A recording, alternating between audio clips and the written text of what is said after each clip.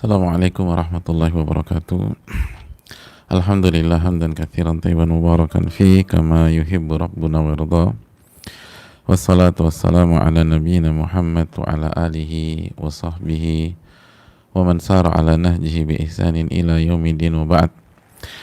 Hadirin Allah muliakan, tidak ada kata yang pantas untuk kita ucapkan pada kesempatan kali ini kecuali bersyukur kepada Allah Subhanahu wa taala atas segala nikmat dan karunia yang Allah berikan kepada kita. Sebagaimana salawat beriring salam semoga senantiasa tercurahkan kepada junjungan kita Nabi kita Muhammadin sallallahu alaihi wasallam beserta para keluarga, para sahabat dan orang-orang yang istiqomah berjalan di bawah naungan sunnah beliau sampai hari kiamat kelak. Hadirin yang Allah muliakan,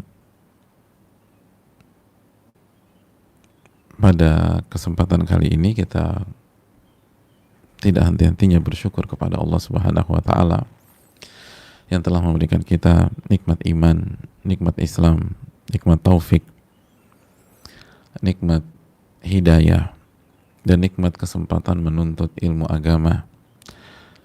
Dan kita meminta kepada Allah taufik untuk bisa mengamalkannya dengan segala keterbatasan dan kekurangan kita. Jamaah yang Allah muliakan,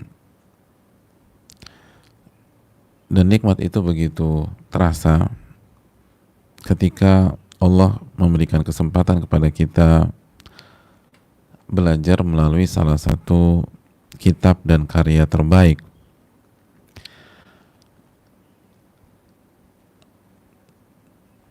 kitab yang diterima oleh umat, kitab yang luar biasa, yang terbukti dengan taufik dan izin dari Allah Subhanahu wa taala memberikan hidayah irsyad kepada manusia sehingga mereka mengerti tentang agama mereka sesuai dengan apa yang disuguhkan oleh penulis kitab ini, yaitu Al-Imam Yahya bin Sharaf An-Nawawi rahimahullahu ta'ala. Maka berkesempatan untuk belajar dari yang terbaik adalah anugerah dari Allah. Maka jangan pernah sia-siakan anugerah itu. Khususnya kita tahu bersama-sama sebuah kaidah, man thabata nabat, barang siapa yang konsisten di satu titik maka ia yang akan tumbuh. Maka semoga kita konsisten bersama Riyadhus Shalihin agar kita tumbuh kembang dalam masalah iman dan takwa bersama-sama. Dan pada kesempatan kali ini kita akan berbicara tentang sebuah hadis yang sangat sederhana namun syarat akan makna. Hadis yang dibawakan Al-Imam An-Nawawi dalam hadis yang ke-39 dari Abu Hurairah. Mari kita simak apa yang dituturkan oleh Al-Imam Yahya bin Sharaf bin Murri bin Hasan bin Husain bin Muhammad Abu Zakaria, atau yang biasa dikenal dengan nama Al-Imam An-Nawawi. Semoga Allah merahmati beliau, merahmati keluarga dan orang yang beliau cintai, merahmati orang tua, merahmati seluruh umat Islam dimanapun berada. Dan itulah salah satu didikan beliau kepada kita, agar kita senantiasa mendoakan umat Islam dan agar kita senantiasa mendoakan orang-orang yang berjasa untuk iman kita dan ketakwaan kita. Wa an Abi Hurairah radhiyallahu ta'ala anhu qala, dari Imam Nawawi rahimahullah menyatakan, dan dari Abu Hurairah, semoga Allah meridhai beliau, beliau berkata, qala Rasulullah sallallahu alaihi wasallam, bahwa Rasulullah SAW bersabda, man yuridillahu bihi khairan yusib minhu. Barang siapa yang Allah inginkan kebaikan untuknya, barang siapa yang Allah inginkan kebaikan untuknya, niscaya Allah akan uji dia atau sebagian darinya. Allah akan uji dia. Hadits ini sahih, dikeluarkan oleh Imam Al-Bukhari. Simple, sederhana, namun membuka salah satu hakikat dari dunia. Barang siapa yang Allah inginkan kebaikan untuknya, maka Allah akan uji dia. Uji dia. Jamaah yang Allah muliakan, kita sudah berkenalan dengan sahabat yang meriwayatkan hadis ini. Sekarang mari kita bersama-sama dengan hadis ini.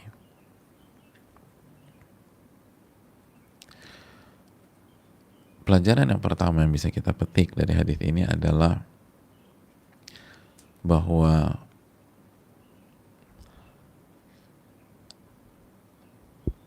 hadis ini membuka mata kita, jamaah.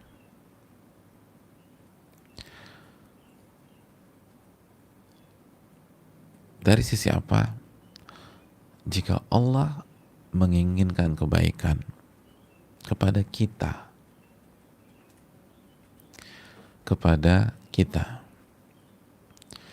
niscaya Allah akan uji kita.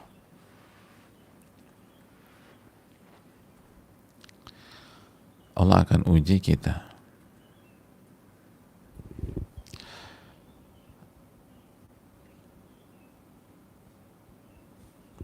Mengejutkan mungkin bagi setiap orang atau bagi sebagian orang. Kenapa demikian?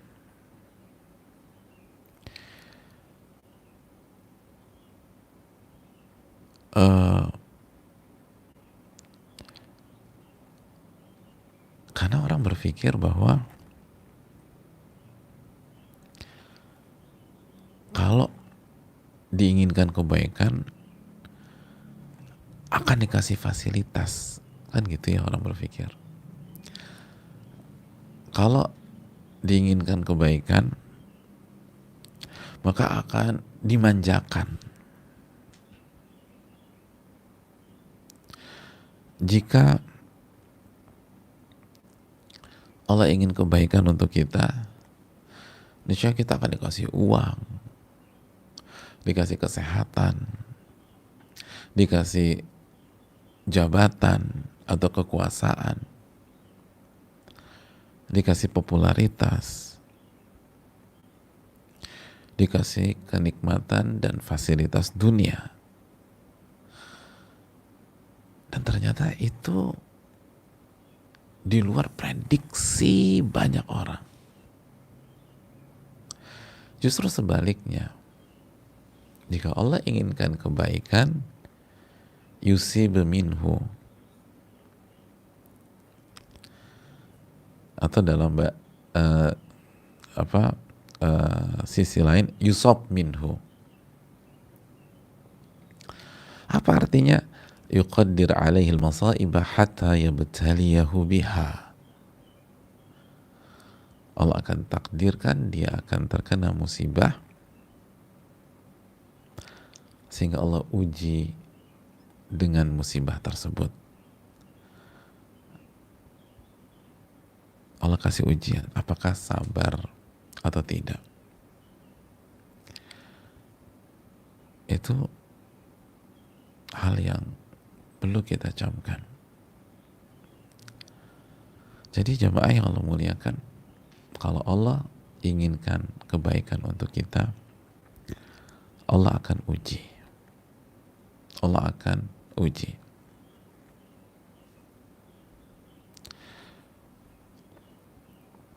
Itu yang pertama. Itu yang pertama. Yang kedua, pelajaran yang kedua,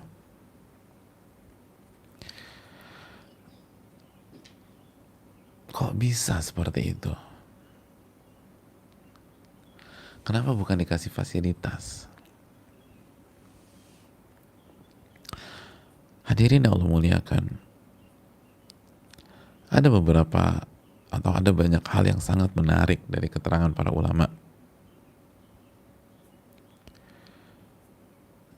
Di antaranya mari kita simak keterangan yang dibawakan di dalam kitab Fathul Bari karya Al-Imam Ibnu Hajar rahimahullahu ta'ala. Kata beliau, menukilkan keterangan ulama, maknahu yabtaliyahu atau yabtali bil masaibi liyuthibahu alaiha, liyuthibahu alaiha. Allah akan uji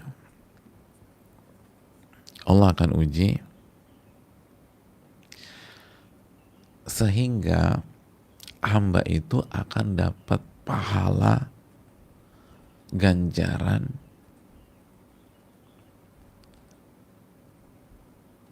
atas musibah yang dia alami dan ujian yang dia rasakan itu. Dan ketika hamba itu mendapatkan pahala dan ganjaran, mendapatkan keberkahan,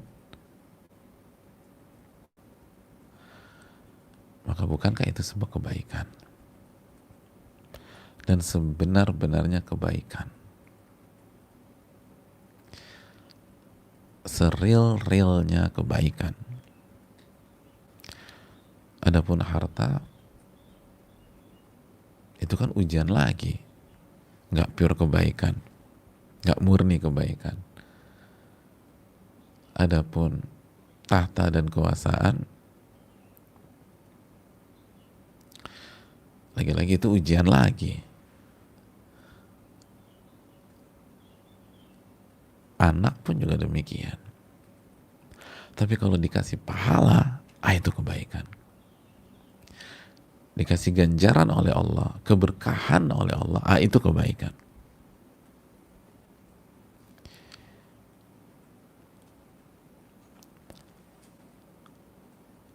Dan itu hal yang sangat penting.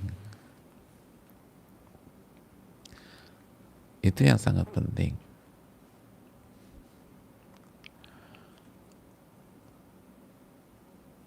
Dan kita sebagai seorang muslim harus bukan hanya mengerti, tapi meyakini konsep ini. Itu pelajaran yang berikutnya.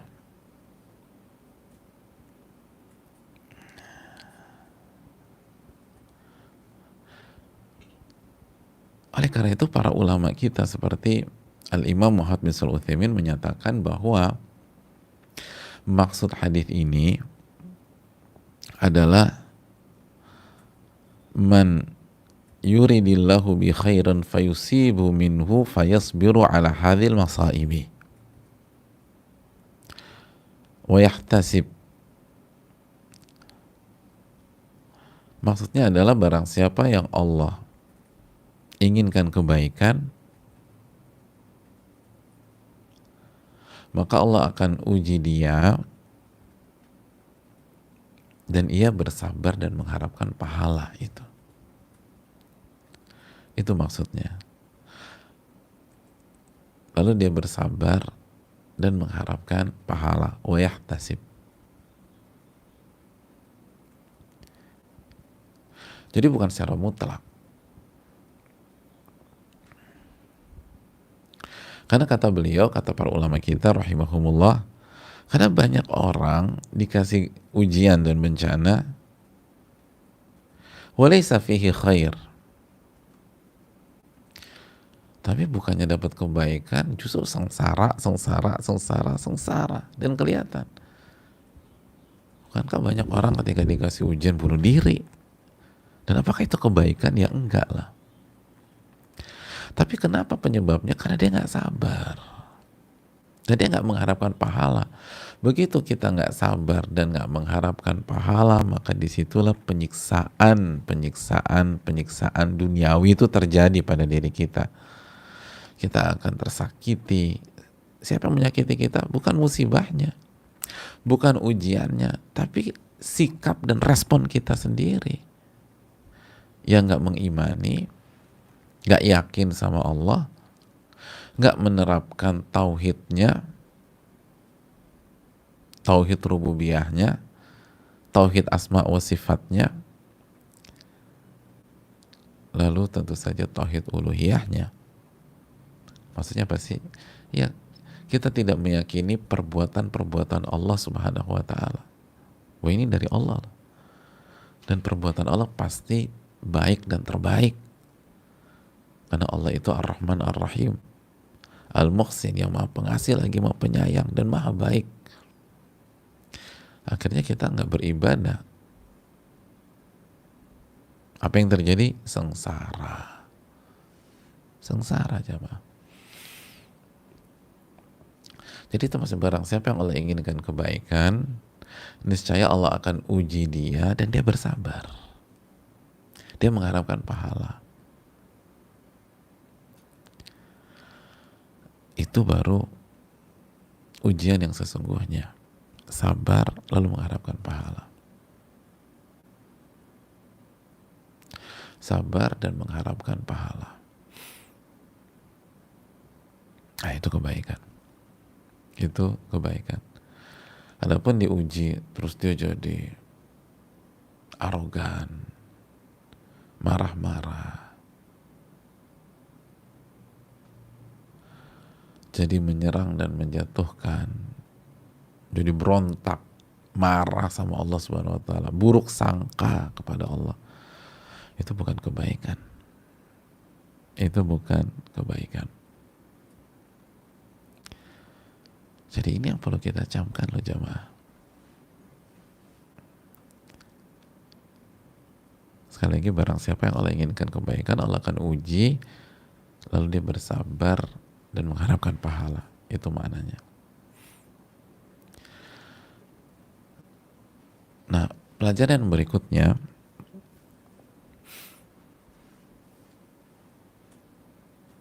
sekali lagi ingat-ingat arti sabar apa sih? Oh, sabar itu ada 3. Yang pertama, bukan hanya menahan diri ketika ada musibah. Jadi bukan hanya itu, tapi yang pertama menahan diri agar selalu di atas ketaatan, kan. Lalu menahan diri agar tidak keluar jalur, agar nggak maksiat. Lalu menahan diri dalam setiap musibah dan bencana atau masalah, sehingga kita nggak protes kepada Allah, kita nggak marah sama Allah, kita nggak buruk sangka sama Allah, kita nggak berontak, kita nggak nolak.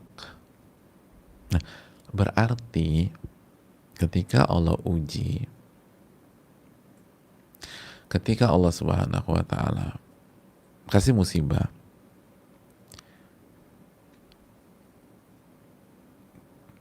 kita nggak boleh gagal fokus nih, jamaah. Justru di situ letaknya kesabaran. Kita harus nahan diri sehingga ibadah kita tetap sesuai standar kita, bahkan lebih lagi. Dan nahan diri agar enggak jatuh ke ranah yang haram. Lalu nahan diri agar terus menerima, tabah, baik sangka kepada Allah, dan melihat sisi-sisi positif yang lain. Jamaah yang Allah muliakan,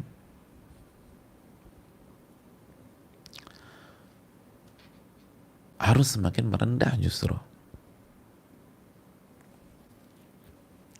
Bukan semakin bingung, akhirnya sibuk ngurusin makhluk, Hati kita ya, fisik itu bagian dari ikhtiar. Tapi hati ke A, ke B, ke C, ke D. Sedangkan sujud sama Allahnya enggak. Zikrullahnya tidak.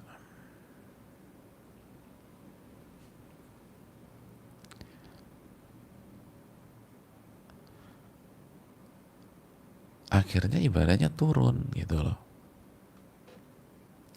Akhirnya ibadahnya turun. Akhirnya baca Al-Qur'annya turun. Malas ngaji. Loh, ini salah. Justru ketika diuji, dikasih musibah, ibadahnya harus semakin kuat. Karena itulah sabar di atas ketaatan. Dan harus lebih menerima, tabah, harus semakin menjadi hamba. Itulah kebaikan sejati, jamaah. Sehingga pahala terus. Itulah firman Allah dalam surat Al-An'am 42 ketika Allah mengatakan fa'akhadnahum bil ba'sa'i wa dharra la'allahum yatadarraun. Dan kami ambil mereka dengan kesulitan, dengan musibah, dengan ketidaknyamanan, dengan rasa sakit, la'allahum yatadarraun, agar mereka tunduk, merendah, patuh dan nurut kepada Allah Subhanahu wa taala, agar mereka mengkerdilkan diri di hadapan Rabbul Alamin, bukan justru ngeberontak. Ini tujuannya, kita kasih kesulitan segala macam itu agar tadarrub, agar menghina, agar merendahkan dirinya kepada Allah, hatinya kepada Rabbul Alamin, agar tunduk kepada Allah. Itu baru kebaikan.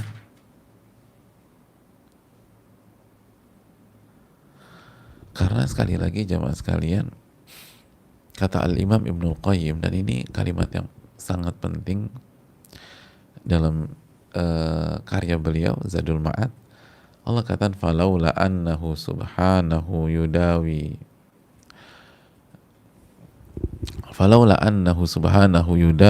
ibadahu bi adwiyatil mihan wal ibtila la tagaw wa bagaw wa atau. Kalau saja Allah tidak mengobati hambanya dengan obat yang bernama ujian demi ujian, obat yang bernama cobaan demi cobaan, musibah demi musibah, itu mereka manusia la tagaw, akan zalim, melampaui batas, dan akan melakukan dosa dan maksiat. Itu. Jadi ujian, musibah, itu kata Al-Imam Ibnul Qayyim, itu obat.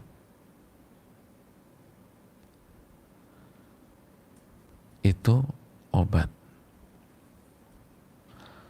Kalau Allah nggak kasih itu, maka kita akan kumat.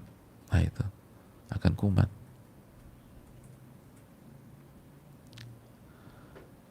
Kumat apanya? Kumat kesombongannya, kumat keangkuhannya, togow wabagow,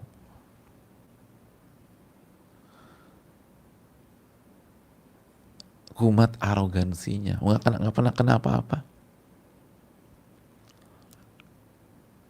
Oh itu bahaya jamaah. Dari satu sisi, makanya Allah kasih obat itu biar manusia tuh nggak melampaui batas, agar manusia tetap merendah. Iya ya, aku bisa sakit ya, agar manusia berdoa, ya Rabbi shfini, ya Allah sembuhkan aku.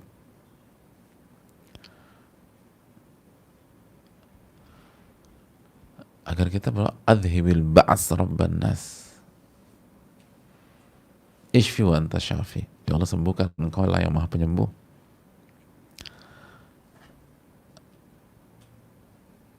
Agar kita berdoa Allahumma la sahla illa ma ja'altahu sahla, ya Allah tidak ada kemudahan kecuali yang kau buat mudah.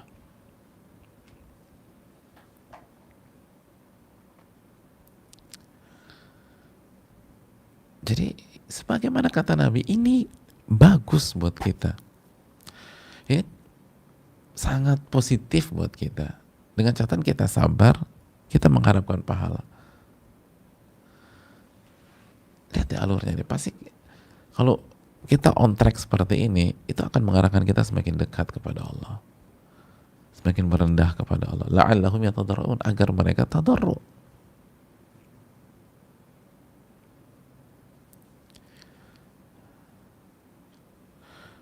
Membuat kita nggak manja, akhirnya buat masalah dalam kehidupan. Belum lagi pengguguran dosa yang sebagaimana kita sudah jelaskan, mengangkat derajat kita di sisi Allah, dan seluruh hal-hal positif.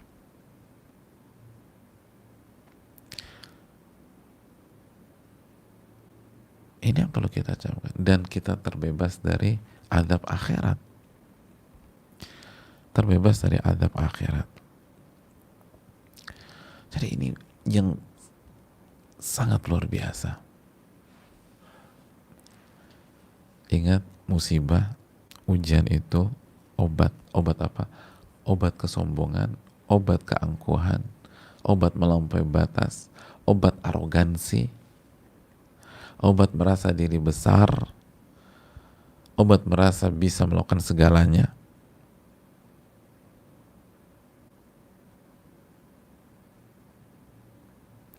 Obat, obat, obat, obat, obat.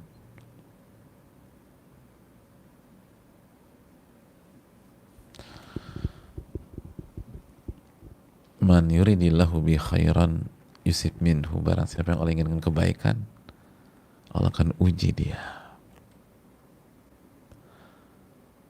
sehingga membuat dia harus minum obat setiap hari, obat secara rutin,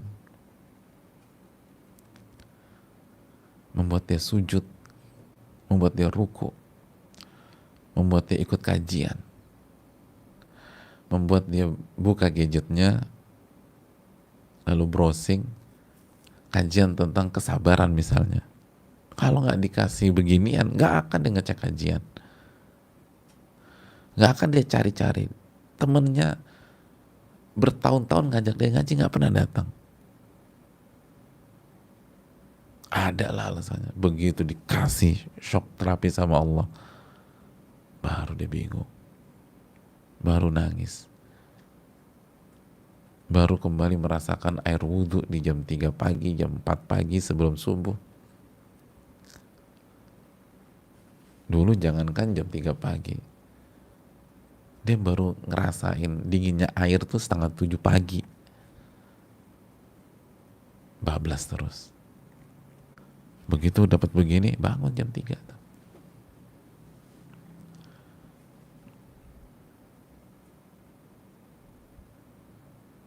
Merendah gayanya. Dulu arogan,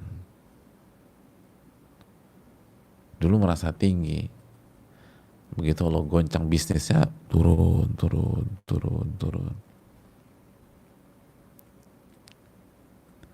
Dulu merasa jago, kan begitu jamaah. Maka ini terbaik buat kita. Dan ini kembali mengingatkan kita surat Al-Baqarah 216, wa asa an takrahu syai'an wa huwa khairul lakum.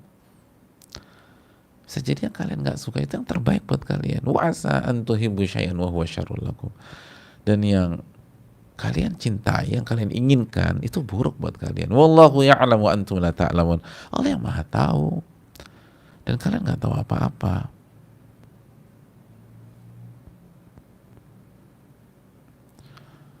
Allah yang Maha tahu.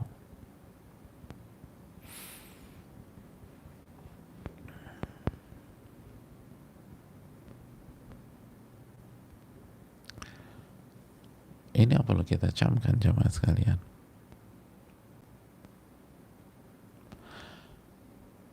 Pelajaran yang berikutnya,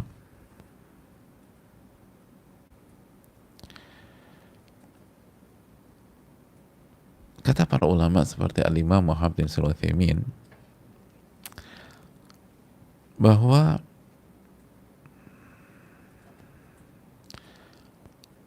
tidak ada keraguan ujian itu memberikan kebaikan dan tanda kebaikan dari Allah kepada kita. Kenapa demikian? Di samping kita mendapatkan penghapusan dosa, gugurnya khilaf dan kesalahan, diangkatnya derajat oleh Allah Subhanahu wa taala, membuat kita bersabar dan mendapatkan pahala sabar, membuat kita tadarru', membuat kita tunduk merendah kepada Allah Subhanahu wa taala. Lalu tadi sebagai obat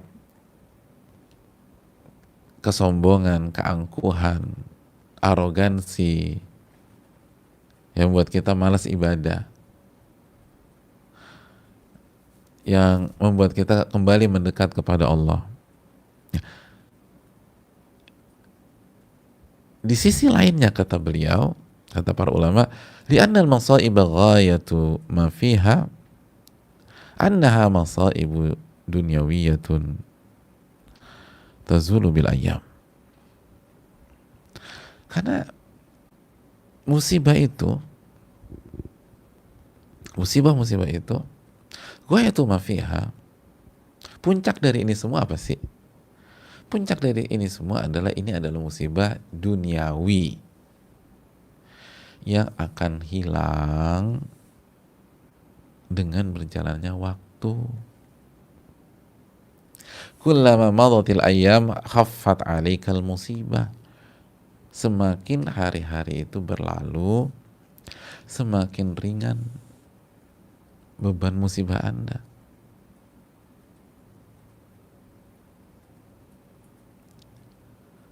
Masih ingat ucapan para ulama klasik Wahab dan lain-lain? Secara sunnatullah itu sesuatu yang ada di dunia itu muncul kecil dulu, lalu tumbuh jadi besar. Kecuali apa? Kecuali musibah. Musibah itu besar, lalu menciut, hilang deh. Musibah itu besar, lalu berkurang, hilang. Jadi udah kita dapat semua itu dan peluang ke surga kita besar banget. Ulama mengingatkan, ingat loh, musibah itu bukan kutukan. Musibah itu akan melemah dan hilang dengan berjalannya hari dan waktu. Sedangkan manusia seringnya lupa. Makanya kan kalimat-kalimat ketika lagi dapat badai itu, aku sanggup nggak ya ke depan? Aku bisa bertahan nggak ya ke depan? Aku nggak tahu ke depan harus bagaimana. Terasa berat banget bagiku. Hadirin Allah muliakan. Simpel aja. Jawabannya sanggup. Karena la yukallifullahu nafsan illa wus'aha. Allah nggak membebankan kalian kecuali, Allah tidak membebankan sebuah jiwa kecuali sesuai dengan kemampuan. Sebagaimana di akhir surat Al-Baqarah. Lalu yang kedua, kalau kita dan Anda sanggup di hari-hari pertama, maka secara kaidah insya Allah Anda akan sanggup di hari-hari berikutnya. Karena yang terberat, yang tersakit itu di hari-hari pertama. Lalu musibah itu akan pudar dan menghilang dengan berjalannya hari dan waktu. Ini kaidah. Ini yang dijelaskan para ulama. Jadi musibahnya sebentar, sedikit, tapi dampak positif yang dihasilkan itu banyak dan kekal. Kan sering gitu, ya aku tahu tapi sakit banget gitu misalnya. Gue udah ngerti, tapi berat banget ini. Saya tahu, tapi nyeseknya minta ampun. Kalaupun ada rasa sakit, kalaupun nyesek, kalaupun ada rasa ketakutan, maka yakinlah itu nggak akan selama-lamanya. Itu akan berkurang, berkurang, berkurang, berkurang, berkurang, berkurang, dan hilang dengan berjalannya waktu.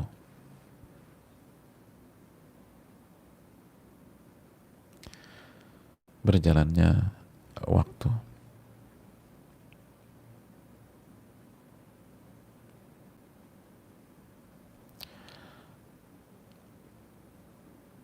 Itu yang dijelaskan. Jadi kalaupun ada rasa sakit sebentar, hasilnya banyak. Itu poinnya. Kenapa dikatakan khairan? Salah satunya, kalaupun ada rasa sakit sebentar, sedikit, di sisi lain kebaikannya banyaknya luar biasa.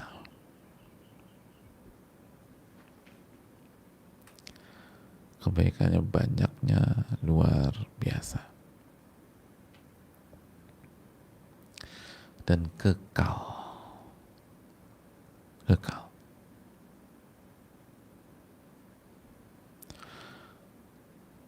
Jadi obat kesombongan, keangkuhan, lalu membuat kita tunduk lagi, sujud lagi, mendekat lagi kepada Allah. Lalu dosa-dosa diampunkan, derajat diangkat,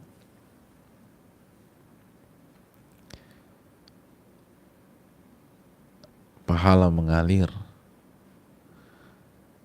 unlimited kalau kita sabar. Dan sakitnya cuma sebentar. Bukankah itu kebaikan? Dan itu yang dijelaskan para ulama kita kan. Seperti yang dijelaskan Imam Syatibi dan lain-lain. Kebaikan itu jika sisi positifnya jauh lebih banyak daripada sisi negatif. Dan itulah karakter dunia secara umum.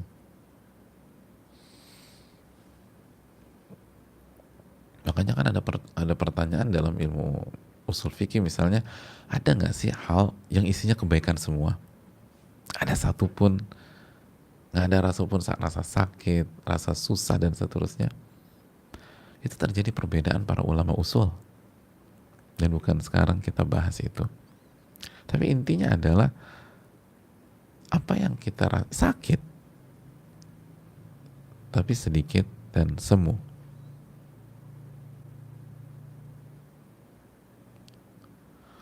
Makanya masih ingat nggak ucapan para ulama kita, dijelaskan juga Imam Ibnu Qayyim dalam kitabnya Fawaid, al-haqqu, kebenaran itu pahit,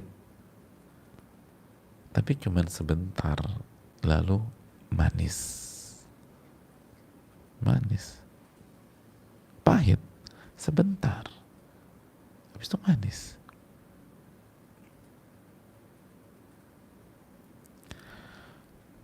Terakhir jemaah sekalian, hadis ini membuka mata kita tentang apa yang disampaikan sebagian para ulama, bahwa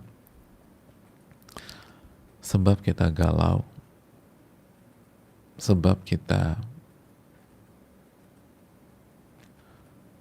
jatuh secara mental, itu bukan karena musibah dan bencana yang kita hadapi, bukan beratnya masalah, Tapi karena kebodohan dan ketidaktahuan kita,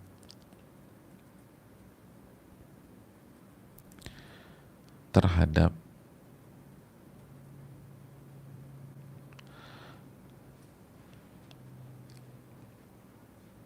apa yang Allah inginkan dari kita,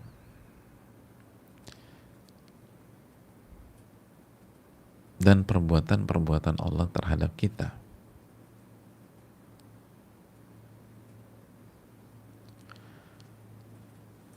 Jadi itu yang buat kita masalah. Karena ilmu tentang iman kita yang masalah.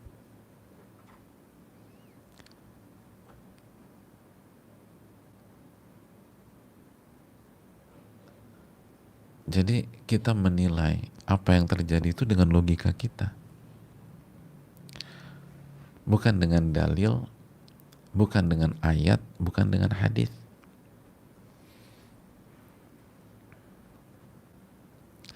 Coba, man yuridillahu bi khairan yusib minhu. Barang siapa yang ingin kebaikan,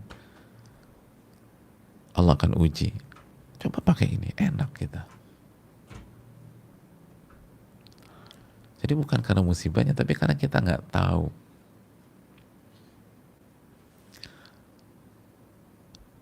Apa yang Allah inginkan dari itu? Kita nggak tahu perbuatan-perbuatan Allah Subhanahu wa Ta'ala.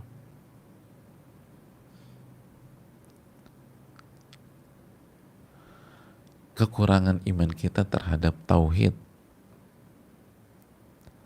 mengimani segala perbuatan-perbuatan Allah, semuanya baik, semuanya sempurna. Kekurangan ilmu kita tentang tauhid asma wa sifat, nama-nama dan sifat-sifat Allah.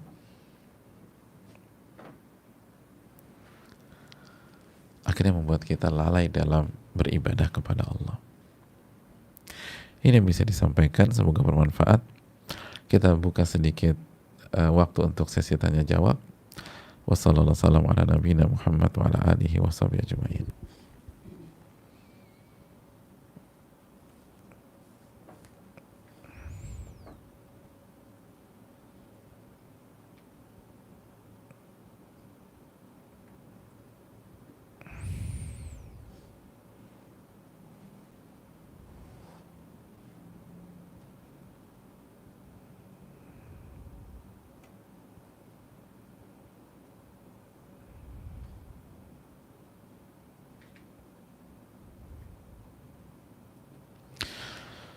Bismillahirrahmanirrahim. Assalamualaikum warahmatullahi wabarakatuh. Waalaikumsalam warahmatullahi wabarakatuh. Semoga Ustadz beserta keluarga senantiasa dilimpahkan keberkahan di dunia dan akhirat, dan juga seluruh kaum muslimin. Amin ya rabbal alamin. Begitu juga yang bertanya, keluarga yang bertanya, dan seluruh umat Islam. Semoga diberikan karunia dan keberkahan dari Allah. Izin bertanya Ustadz, jika kita mengulang kembali dosa kita, apa itu tanda dosa kita yang sebelumnya belum diampuni oleh Allah? Syukran Ustadz, jazakallahu wa iyyakum. Kalau kita mengulang kembali dosa kita, apakah tanda dosa kita yang sebelumnya belum diampuni oleh Allah? Jawabannya belum tentu. Wallahu ta'ala alam. Tergantung bagaimana kita bertobat dari dosa kita yang lalu. Kalau kita benar-benar memenuhi semua syarat taubat, ya ikhlas hanya mencari wajah Allah, lalu meninggalkan perbuatan tersebut, lalu menyesal, lalu bertekad untuk tidak mengulanginya lagi, maka jemaah sekalian, taubat sah. Adapun kita jatuh, mungkin 3 bulan lagi kita jatuh dengan ke hal yang sama, 1 tahun lagi jatuh lagi ke hal yang sama, maka yang kita butuhkan taubat yang baru. Dan taubat yang sebelumnya insya Allah sah, kita harus memperbarui taubat lagi untuk dosa yang kedua ini, dan begitu seterusnya. Itulah sabda Nabi SAW, kullu bani Adam khata' wa khairul khata'ina tawwabun. Setiap anak Adam banyak sekali melakukan kesalahan, dan yang terbaik dari mereka yang paling banyak bertobat kepada Allah Subhanahu wa Ta'ala.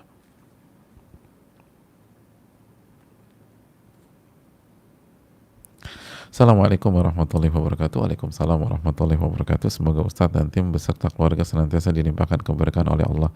Amin ya rabbal alamin. Begitu juga yang bertanya dan seluruh umat Islam yang ada. Izin bertanya Ustadz, terkadang terminologi taubat hanya dihubungkan dengan dosa besar atau dosa yang disadari. Bagaimana supaya kita senantiasa bertobat pada dosa-dosa kecil yang kadang juga tidak disadari dan dosa menyia-nyiakan waktu dan meninggalkan amalan-amalan sunnah. Syukran Ustadz, jazakallah khairan. Ya, yang pertama,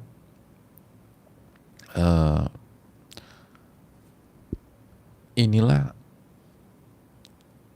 salah satu alasan mengapa Nabi SAW, atau salah satu hikmah kenapa Nabi SAW mengajarkan kita setiap hari itu hendaknya beristighfar lebih dari 70 kali. Sebagaimana dilakukan beliau Sallallahu Alaihi Wasallam 100 kali. Itu untuk mengubur dan menghilangkan dosa-dosa kecil dan yang kita nggak sadari.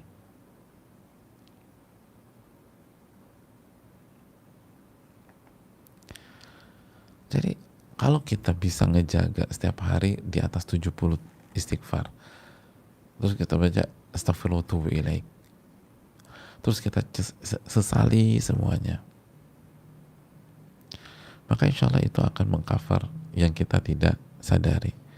Wallahu ta'ala alam bisawab.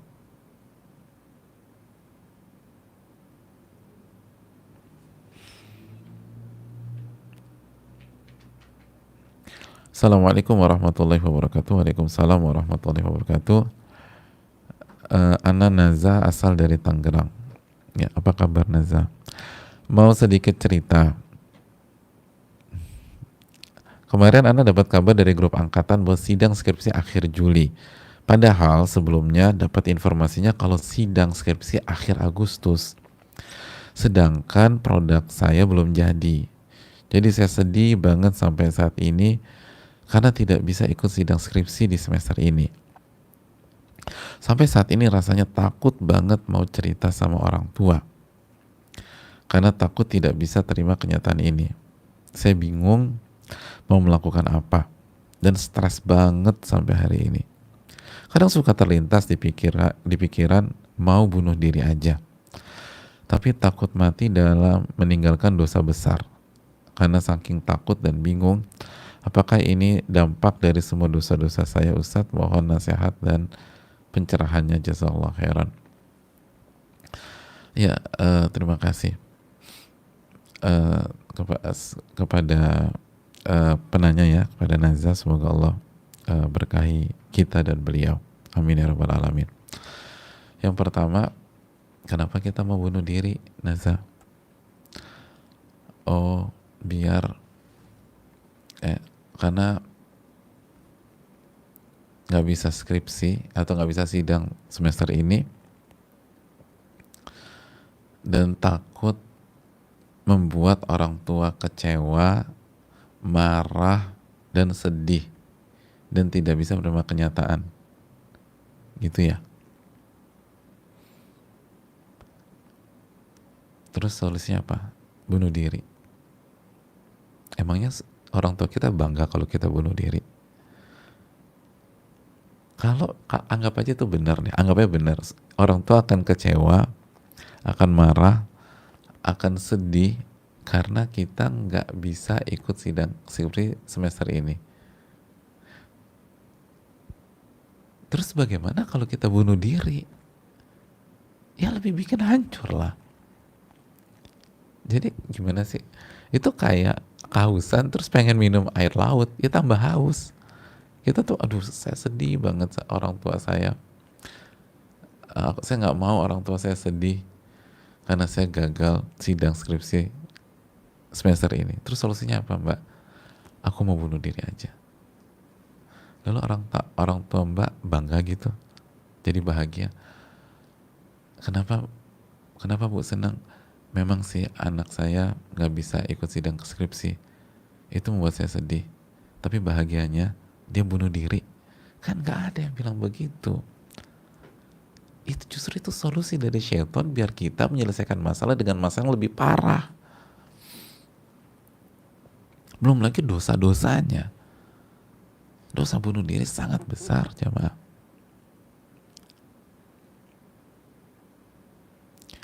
Wala tulqu bi aidikum ila tahluka. Anda jangan Anda bawa diri Anda ke dalam kehancuran, kata Allah.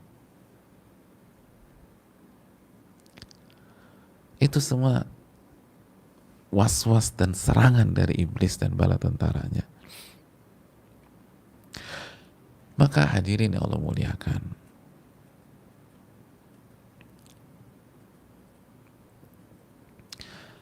ini memang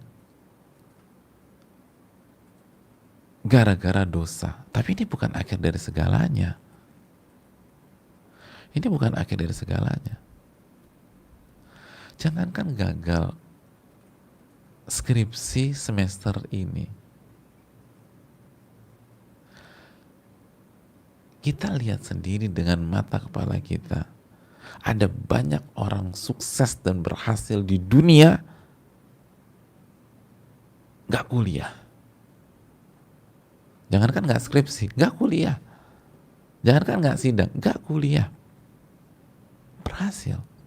Dengan izin dan taufik dari Allah. Sebagaimana bukan berarti kuliah gak penting. Dan meremehkan kuliah. Enggak. Tapi kullun ya'malu ala syakilati. Setiap orang tuh beramal dalam kotaknya masing-masing. Sesuai dengan takdir Allah Subhanahu wa taala.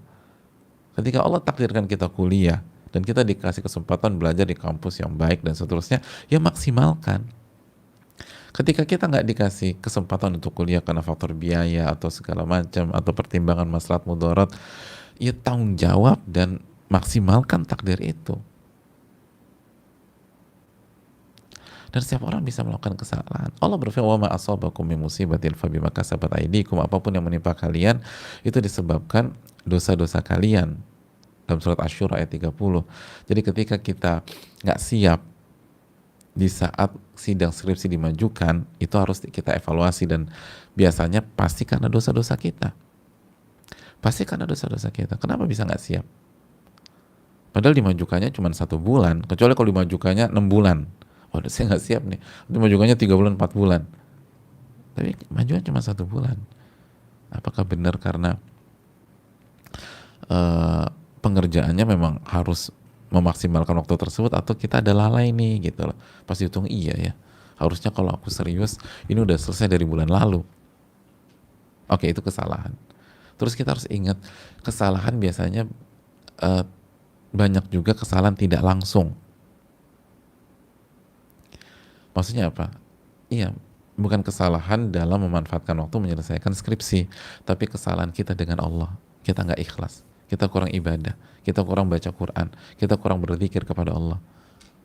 Emangnya nggak ada hubungannya? Pasti ada hubungannya.